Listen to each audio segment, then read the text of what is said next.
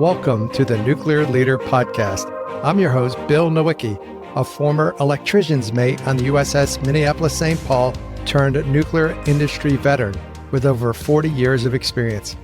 From the U.S. to plants worldwide, I've not only led large engineering organizations, I've helped train nuclear leaders who keep nuclear power safe and strong.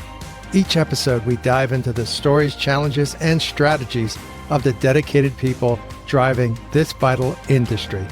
Let's spark some leadership excellence together.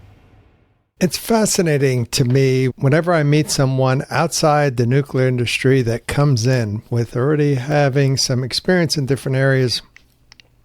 And you're really going to enjoy Lauren Burns because she came from outside nuclear, but comes with a fresh perspective, something I think we all need, and how she talks about how Framatome helps her to become a good nuclear leader. So here's my interview with Lauren Burns of Framatome. Hi, Bill. Thanks for having me. Yeah. So you have a Bachelor of Arts degree and you started in social services and then got into training. What was it like your first day at Framatome? Was it as overwhelming as I'm assuming? It was overwhelming and exciting, all wrapped into one. I definitely had a moment of pause before I started thinking, oh man, this is something totally different that you've never done before. But right when I walked in, I really felt comfortable. My manager took really good care of me. I actually got to tour before I started. So the first day was really exciting. But after 10 years of social work and working in the same atmosphere and kind of knowing what you were walking into, it was really an adjustment for me to come in and be in the learning role of that. I can't imagine because I've been doing similar stuff since I was 19. So it's been a long, long time for me. But with fresh eyes, you really have a fresh perspective coming in to a very complex, acronym-filled regulatory environment. And how did they step you through that? So when I got to see you in front of a group, it seemed like you were very authentic and yourself, and not knowing you that long, but it didn't seem like you were very intimidated, even though you're in front of a whole bunch of smart people. So tell me about those steps that they set up for you. Day one, we have management, and this is just Framatome specific for our new hires. But day one, the first person to really kick off training is a member of management. They come in and they give a message to every new hire group that comes through. And I remember sitting in there, he came in and he talked about our safety culture, but he also talked about a questioning attitude and being able to ask questions and get clarification from anybody on site, no matter how long you've been there. And that really set a tone for me in that no matter how many years of experience you have, how long you've worked for Framatome, how much knowledge or education you have, you should be walking into an environment where you're learning about something and continuously questioning it. And for me, that gave me all the confidence in the world that I'd made the right choice, leaving an industry I knew so well. And being able to come in and acknowledge, I don't have a nuclear background. This isn't something that I've ever done before, but I definitely have a skill that can be put to use here. And I get to ask you questions. I get to figure out what you do. And my manager, Sandy Douglas Russell, she really gave me the green light to go meet with managers, meet with staff, and get to other product centers that we have here on site to just learn about their process and what they do. And it was really amazing for me because that really is a motivator for me where I get to ask questions and learn and enjoy it that way. So I think that's what got me to where I came to meet you in Atlanta this winter, was after a year of just having a green light to be able to learn and explore, I got to where I am now. Yeah, I didn't really share too much about nuclear power because a lot of people were so scared. It's a scary subject. You can't smell it. You can't see it. You got to measure it, and all the movies that are out there that are scary. How long would you say it took for you to feel more comfortable, at least? It sounded like the people aspects were tough. What about the technical things that you were exposed to? It took me, and with full support from our team, letting me learn and understand and ask those questions, it took me probably 6 months to really feel like I had a basic understanding of the process that we're working in, the material that we're working with, and what safety mechanisms come into play. I entered this whole new world of criticality, radiological worker safety, lockout, tagout, and those are not terms we used in social work. So with being able to explore it and talk to people about it and kind of minimizing what popular culture has put out there, the movies we watch, and it was able to turn my understanding and being able to talk to some brilliant minds here who really conceptualized it for me and made me understand it at that basic level. Hey, if you do this, this is the effect that it will have. And when you have that knowledge, you have so much power over being able to understand things and your fear. So I would say about 6 months was where I really finally understood, hey, if you approach it with safety and with understanding and you respect it, this is a very safe environment. Yeah. Some of my experience is good and bad. And I think about the times where Colleen, who we both know, Colleen Cummings, asked me a question. And I remember, I would say 30 seconds in, her eyes started to glaze over.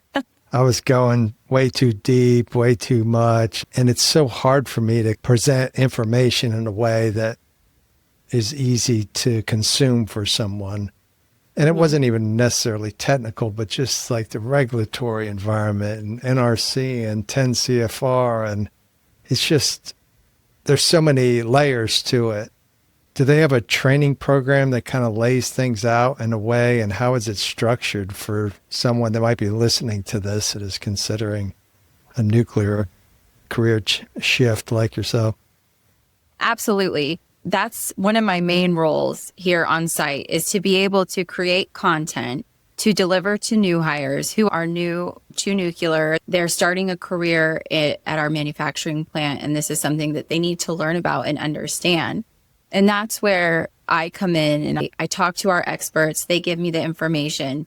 And my job is to make it so that it's understandable. They grasp the concepts and they can approach it with that same safety mindset.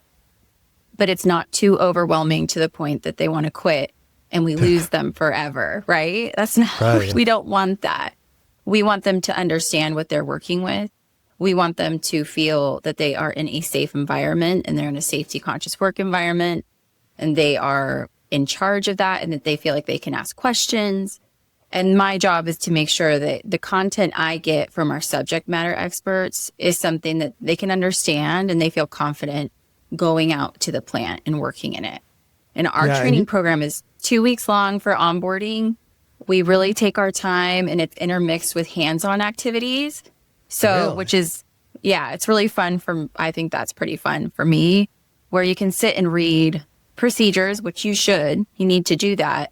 But what does this look like in the real world? What does going over a step-off pad mean and doffing correctly look like, right? Those things that some of these people have no idea how to do it, that's where I get to come in and really make it approachable for them so that they understand it.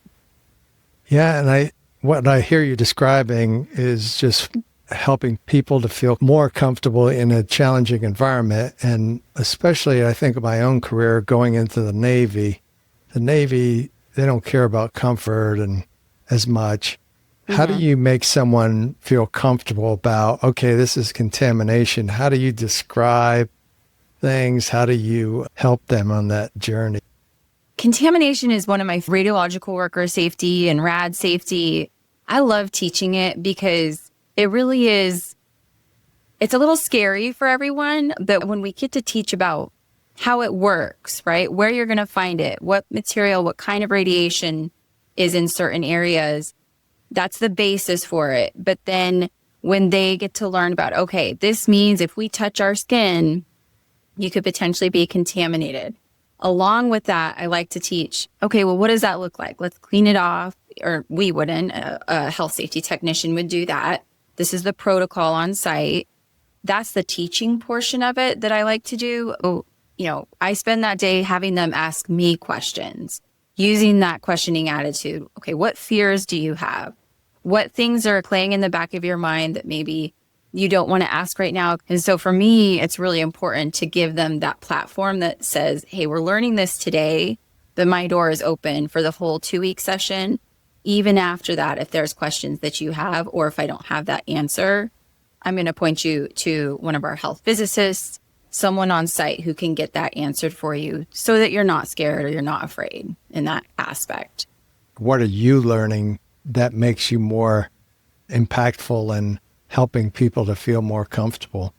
I'm learning that a lot of people who come into our site don't have that background understanding of what this job entails. They want to work where Framatome sets up a really healthy on-the-job training program where they get a lot of hands-on activities, and it's a great career starting point that they get to have some longevity with, especially with Framatome itself. And it's a huge employer in our area. And so that's the big draw for them. They get to come in, they know a dad or an uncle or aunt or somebody who works here with that understanding. But actually being around radiological material, fissile material is overwhelming to them. My job at that point is to say, let's talk about this a little bit. I'm finding that they're a lot like me, or people who have left a career recently who are coming into nuclear now. They're new to nuclear like me, and they have the same questions that I did. So I get to kind of fall back on that same feeling that I was having at that point of, this is the basic understanding that I had. I know this is a great career opportunity, but how can I make you understand what we're working with? And just letting them ask questions, because that's the biggest thing, is they want to ask things like, is it like Chernobyl? Stuff like that. That's their only understanding, is something they watched on HBO or their basic history lesson. And they don't understand all of the human elements that went into that event. That's my job, is to give them access to that info. It's funny too, you mentioned a TV show and HBO. That's a great show, by the way. It is. Are you tired of using paper procedures in the field? It should not be used at all in 2025. And there's a much better alternative. My friends at Next Axiom have it. It's electronic procedures that's integrated with your system so you never get the wrong version. Also, when you type something in that's out of spec, it identifies it. So you don't have to worry about whether you're in spec. It'll tell you. Also, it has automatic branching, and it's not as hard to implement as you might think. Don't get lost in paper procedures. Go to nextaxiom.com and contact my friends there to get your demonstration. What we've not really done a great job with over the last 40 years I've been in this industry is communication, especially when people are scared. And you're trying to give them, like, the default is always give them facts. This will fight fear. And doesn't sound like that really worked in your last job, and it probably doesn't work in your new job. Can you talk about that skill that you bring through your social work? Yes, absolutely. A lot of social work involves rules, regulations, federal funding, government spending, things like that really come into play where it feels very black and white, and you have rules and guidelines that you have to abide by, which is not very different from nuclear, to be honest. Many years experience in reading human body language, human reaction to situations, and the social aspect of it, where for me, I can tell if somebody's understanding a concept or if they're withholding. It's that nonverbal communication that I'm very skilled in, having had so much experience in it throughout my career. That's one of my favorite things to do, is sit in meetings and watch body language, right? Where the concepts and things that are going on in the office they're happening. But what I'm reading too is, how is somebody reacting to this message? Because that says so much. And where I use that skill is kind of drawing it out over time with a gentle conversation of any kind. Just, hey, I noticed this was going on. Is everything okay? Are you understanding this concept? Or is there a message I'm missing? Going beyond just the black and white facts and data. And really, my job is to make these new hires feel connected to this job and to feel comfortable. So I have to read beyond they passed a test, they attained a score, but do they really understand this concept? Because I want them to be successful here. So do they fully understand? Yeah, I'm really curious about, I'm sure you've worked with people so far in the last year that have been really receptive / they kind of get what you just described about people. And that's the biggest reason I set this podcast up is I've really found in my own career that being able to read people, understand, like when I walked in the project meeting and all the engineers were sitting there with their arms crossed, I'm like, this is not good. And I would have to help the project manager understand the effect of the way he or she was communicating and kind of go back and reset things, and how if you don't recognize that, you're in big trouble. Have you tried to fill in some of those gaps for the management team, and what does that look like? For our management team, I haven't noticed it specifically where they've leaned on me for something along those lines, but with the opportunity to go to the First Line Leadership Essentials Train the Trainer session, that is something that I hope to share with new leaders. We have a lot of new leaders coming into their roles here with retirements happening. We have people new to leadership. And that's something that once you're out of the actual day-to-day work, right, and you're leading people, you have to really focus on that human element of it, that team aspect of it, and those essential tools like reading body language, asking questions, right? How do you interact with your staff? That's something that our team is using me for, because I do have a strength in it as well, that we get to work with our leadership and train them to be, effective with their staff. And it doesn't come naturally to everybody, right? We're naturally gravitating towards people who are like us. But to be an effective team is so much better to have a diverse group of people working together, being able to get people to be cohesive and lean on that. Yeah, and I would say for me, there was kind of a moment where what I was doing previously didn't work. And the reason I knew it didn't work was I was surprised.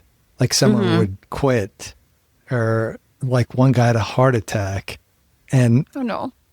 Yeah, there was a lot of stress. What I did not do, and what you're describing, I wish I had some sense for it at the time, but I was going along with what they would say versus looking over time what kind of effect they don't like saying no to the boss, or maybe, there's so much nuance there that I wasn't picking up. And I think back at all the signs and signals that were there, but the surprises forced me to look back. And I think if you want to be effective as a leader, you really want to look internally first, which is what you're describing, but also kind of learn from those misses and those surprises. One of the things you talked about earlier was that safety culture and how they try to support it. And we had a discussion up in Palisades about how something happened at Framatome, there was an issue, and how the company responded. And it sounds like that was kind of a pivotal moment for you. Can you describe that? Absolutely. Framatome, since I've been here, we had a quality event occur where we were working on something. The quality of the product wasn't as it should be. And so what really reiterated for me that this was a great decision to leave my career of 10 years with the state and come in and try something different was, it was never a secret with management. They were fully on board with discussing with all staff members, no matter which department you worked in, what was happening. And they gave information and they shared the response with our step change plan and how we were going to address it. And it wasn't just a quick patch either. It was something that they really detailed and looked into.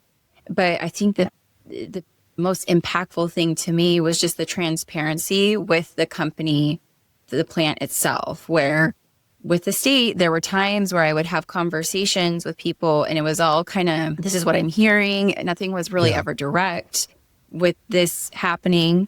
And then them giving us direct information as much as they could. I felt very confident in my management and in leadership in addressing what happened. It didn't have to be perfect, right? People are mature and they understand that things might happen and we have to address it. But the transparency from management was really solidifying for me that this was a good decision and a great company to come work for. Yeah, it sounded like you had some specific behaviors versus the talk and the documentation, which is our whole industry depends on those not only having the systems, but them being applied and not trying to minimize things. And it sounded like they really took an opportunity to improve. Yes. I really appreciated that too. It really, because it just the addressing it and the behaviors modeled by our management team were strong and understanding. And that's all you, for me to have confidence in where I'm working and trust in people I'm working with. And that's the most important thing. Okay.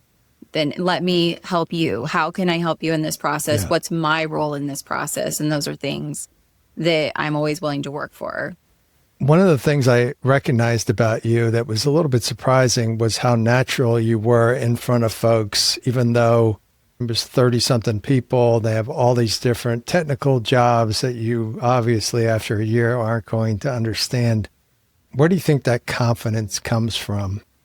I think earlier in my life, I didn't ask as many questions as I could have for fear that I would sound stupid, or I just wanted to look like I knew what I was talking about. And then we're talking my early 20s. And as I got older, and especially as I got into a training role, I realized, no, it's good to ask questions. If you're not asking questions, you're not learning. And for me, the confidence in talking with people is, I know I spent a lot of time in my career looking at, well, what are my strengths? There are things I'm never going to be proficient in just because I don't like it. But I spent time learning that I like working with people. I genuinely like being around people, and working virtually at times was not my cup of tea. But what I am comfortable in is being around people, being in a group of people and understanding, okay, we have a message to deliver.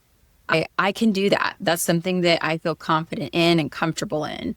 And a lot of it does go back to my degrees in broadcasting. So I didn't go into broadcasting, obviously, but I was always willing to set up sets and to be on, Cable 8 News at WSU, and I would read the news. I liked being in the control room, but I liked delivering a product. And so the way that I found myself grasping towards training was I like getting people together, helping them learn a process or about themselves, and it gives me energy and it's really fun. And so when I went to the trainer session this winter, I did not have all of the technical background that everybody did, but I knew that my strength was in, this is content I can deliver. This is things that I can do. And I'm excited to be part of it. Yeah. And it sounds like instead of approaching it that I don't know what these folks do, you said, I have something of value I can present. I think so. I liked it. And I also looked at it as a week to that time that I was there. I got to learn about what they do. Tell me about what your day-to-day work looks like. And that feeds my soul, to be honest, of just tell me about your whole process. You have a lot of history and everybody's willing to share. And it was a green light for me, to be honest. I loved it. What I love most about the industry is someone from all these disparate places can share information at a level that you don't have to feel like you're the only one in the world that has issues and all that. So I think you experienced that and you kind of fed off it almost, I would say. I have found The people are very receptive to those of us who are new to the industry. They're excited we're here. And I haven't found anybody who's really hoping we go away for us new to nuclear people. Yeah. I'm in that group right now still. And I hope I get to give that energy back. And I'm bringing something maybe this industry hasn't seen before. That's my hope and my intent in joining this company. Yeah, it's exciting to get to talk to you, Lauren. And I Bill. appreciate you sharing all this stuff. I know it's a little difficult to be on a video podcast, but it sounds like you have a background in it, at least from college. I'll send it to my mom. Yeah, right. All that money they spent on your college. Now, is there anything we didn't talk about that you wanted to share about your career, your job so far at Framatome? If somebody's watching this and they're interested in joining something in nuclear, I would really say do it. It's growing. There's a lot of opportunities in the future, as well as current customers and for us at Framatome and the industry in and of itself. But it's really a changing for the good. I've really enjoyed learning about it and how much is potentially coming up in the future. If this is something that's really interesting to you, do it, because it's been a wonderful change for me. I've really enjoyed the time that I've had here, and it just continuing as I go. So just do it if you're interested in it. Great. I heard it first. Just do it, says Lauren Burns from Framatome. Well, I appreciate your time, Lauren. I know it took a little time to get things set up, but I appreciate it. And best of luck to you. Keep us posted on your development. Good to see you. Thanks for having me.